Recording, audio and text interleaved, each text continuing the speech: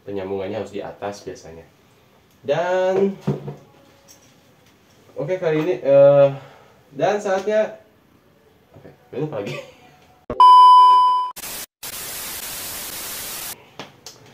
Halo, assalamualaikum warahmatullahi wabarakatuh. Yo, selamat pagi, siang, sore, malam. Mantap, mamen. Kembali lagi di Ilham Hedi Channel.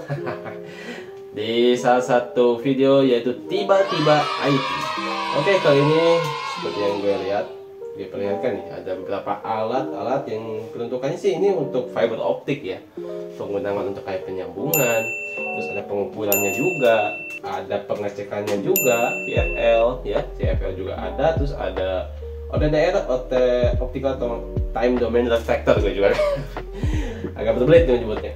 Dan salah satu alat penyambungnya nih yang gue akan perkenalkan yaitu adalah Fujikura 12SC.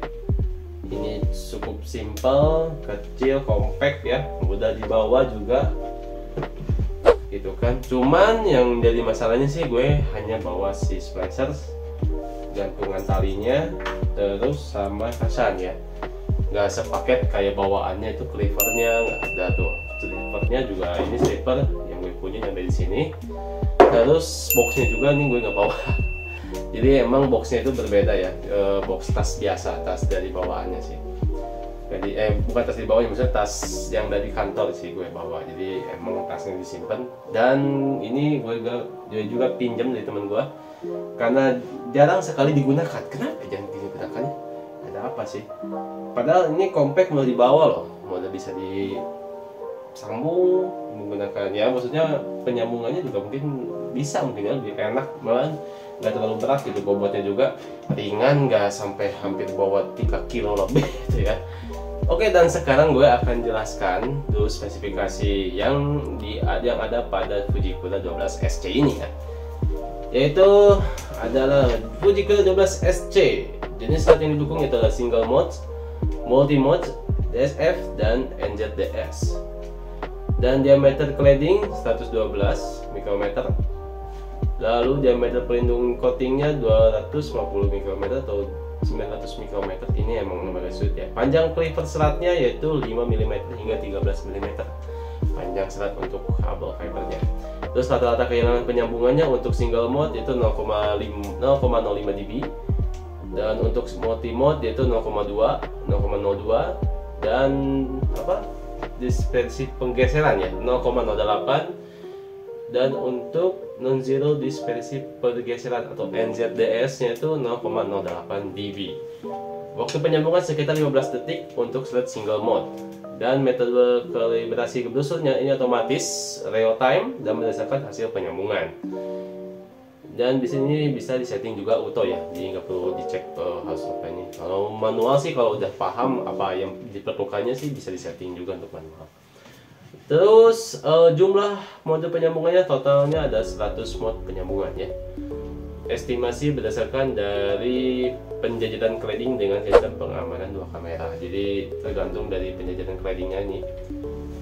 Dan penyimpanannya hingga 2000 penyambungan terakhir, jadi ada memorinya juga, jadi bisa dia saving udah berapa kali ya sudah nyambung gitu kan. Lalu layarnya tampilannya TFF warna 4,5 inci dengan tampilan X atau Y, dan keduanya secara bersamaan. Namun dia tidak sentuh ya, tidak seperti kayak Sumitomo gitu kan, atau yang Fujikura yang fitur barunya juga ada. Berbeda sih, ini ada tombol-tombolnya aja sih. Dan lanjutnya pembesarannya 100 kali untuk tampilan X dan Y. Metode pengamatan sistem kamera CMOS 2 sumbu.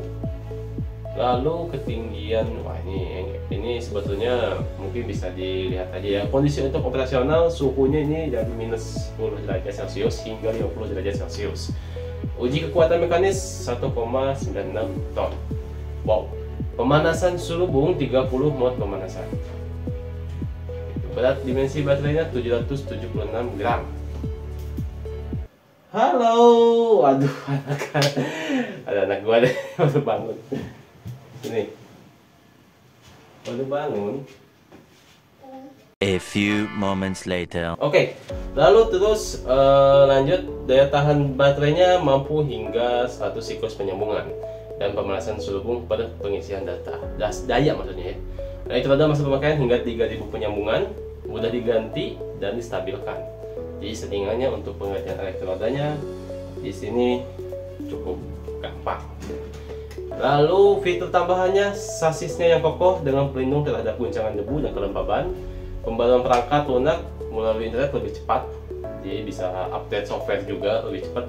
Kompatibel dengan konektor VUSC konektor yang dapat dipasang dengan penyambungan difusi. Oke, itu saja sih mungkin speknya. Mungkin kita akan coba penggunaan splicingnya ya, si splicer ini. Oke, saatnya kita akan langsung tes splicer Fujikura 12SC ini. Ya, kita akan menggunakan cleaver yang Sumitomo elektrik ya. Ini yang Sumitomo, bukan yang bawaannya, yang FC6S. Terus cleaver yang pasti harus ada tang potong juga ya, dan pelindungnya protector slip. Ini yang tipe yang besar ya, untuk fiber drop core ya. Oke, dan di sini ada pembersih juga. Ini kita nggak perlu sih, ini pembersih one click untuk pembersihan DC kabel, ujungnya DC ya, tinggal klik aja. Oke, kita akan coba untuk kupas dulu, kita potong terlebih dahulu.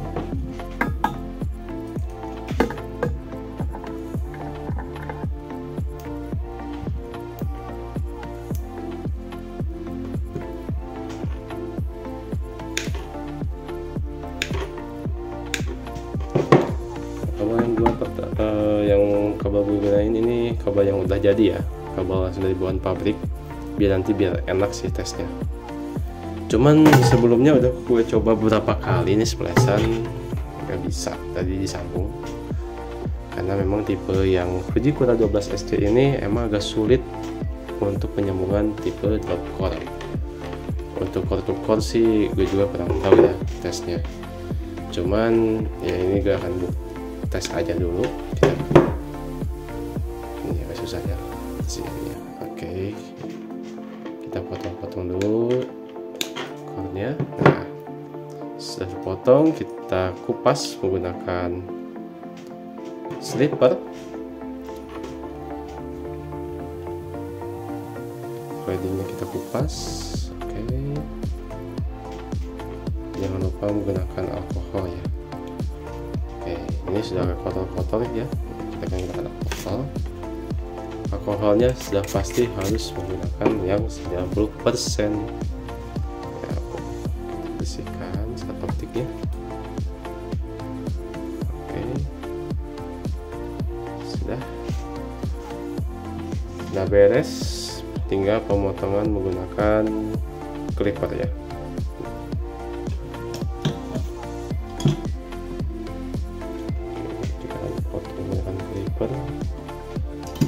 Pada Sumitomo, karena yang bawaannya ini menurut dari teman gua nggak dikasih nggak dikasih si ini. Waduh, gue lupa nih, ini nggak dipasang nih, nggak dimasukin si slip apa protector slipnya. Kita akan pasangkan aja yang baru ya, yang belum dipotong sama cleaver, biasanya takutnya jelek. Oke, sudah dimasukkan. Ini yang sudah dipotong ya, kita masukkan dulu yang sudah dipotong. Oke, paskan sesuai dengan dudukannya.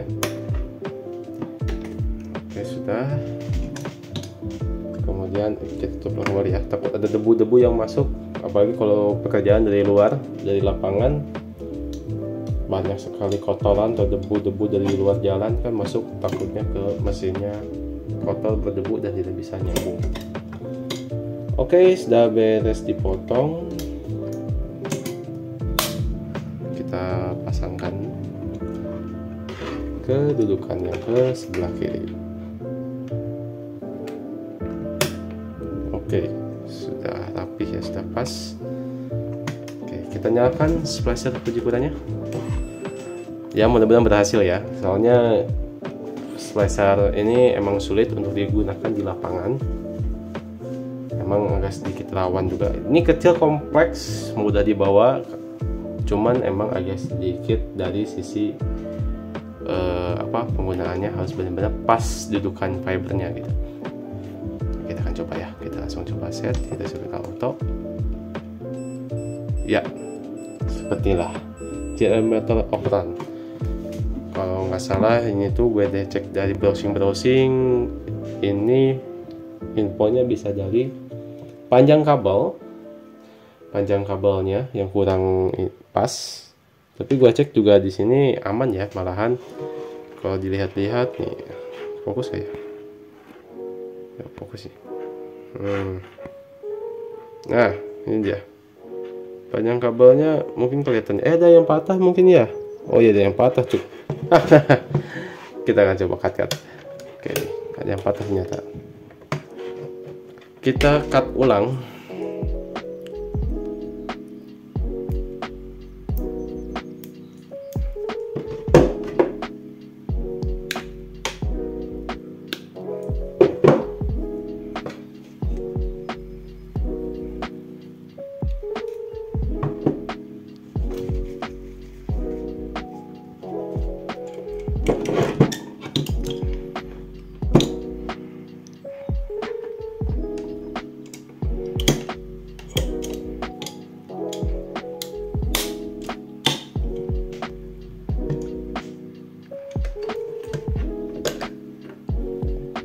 Kita reset dulu. Oke, sudah dipotong ulang. Kita pasangkan kembali. Oke, kita coba tes lagi. Iya, seperti inilah. Ini padahal sih dicek gua di dalamnya juga kabelnya udah mau nyambung ya, cuman ya begitulah, agak sulit ternyata karena alasannya motornya itu mendorongnya terlalu panjang. Gue udah coba potong, mungkin apakah cleavernya tidak standar, tidak sesuai bawaan dari Fujikura-nya, bisa jadi, atau memang harus men-setting ulang lagi si splicer tersebut. Ya agak susah ya. Nah, kita coba sekali lagi. Mungkin kita coba rolling. Apakah masih bisa?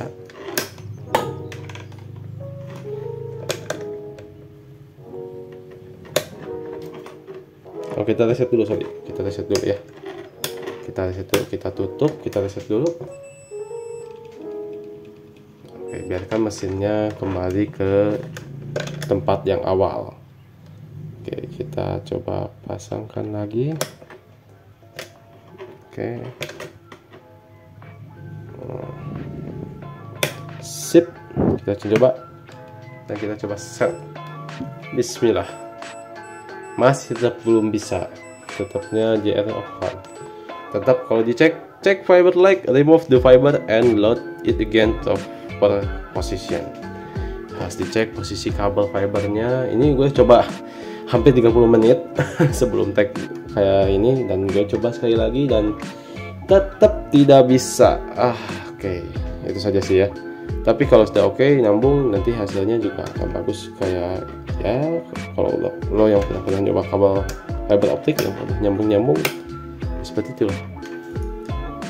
Oke, ini masih gue belum tersambung. Dan emang sedikit agak kekurangan ya, plus minus dari penggunaan di lapangan juga banyak sekali kekurangan.